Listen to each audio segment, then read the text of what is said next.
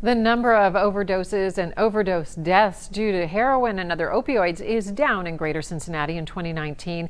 But as David Winter reports, some other interesting trends are coming to light this year regarding drug abuse.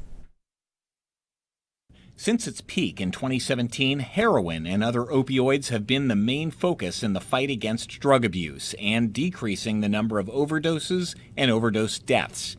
And while the total number of overdose deaths in the area have decreased 14% since last year, an unexpected trend seems to have emerged. My drugs of choice was heroin and crystal meth. I used both those on a daily basis for a very long time.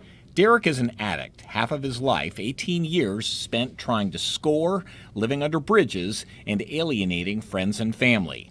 And he's not alone. The drugs abused by those admitted in the last 3 years at the Center for Addiction Treatment, or CAT, in Cincinnati have changed. In 2017, more than 3/4 were heroin and other opioids. Amphetamines, mostly meth, did not even register. That is, until this year, when 4% who entered the program entered because of meth. That kind of word on the street is, this is a safer alternative. Other than the misconception that it's safer than opioids, this nurse at CAT says it's reemerging because it's more available than opioids and it's cheaper. While those things are true, it's definitely not safer. The theory is it's coming up from South America. That's a theory, and it's a much higher grade.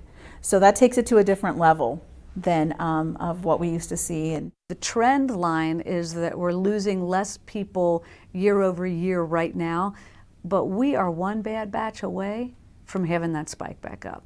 Hamilton County Commissioner Denise Driehaus is cautiously optimistic.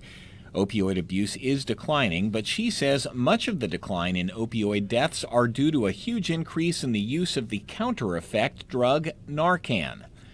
But she's also concerned about two other trends in overdosing deaths. The number of people over 50 who are dying due to ODing, it's on the rise, and so are the number of African Americans. So for now, it's just cautious optimism. Are we having an impact? Yes. Is it a positive impact? Yes. Is there more work to be done? Yes. So we'll just keep doing the work.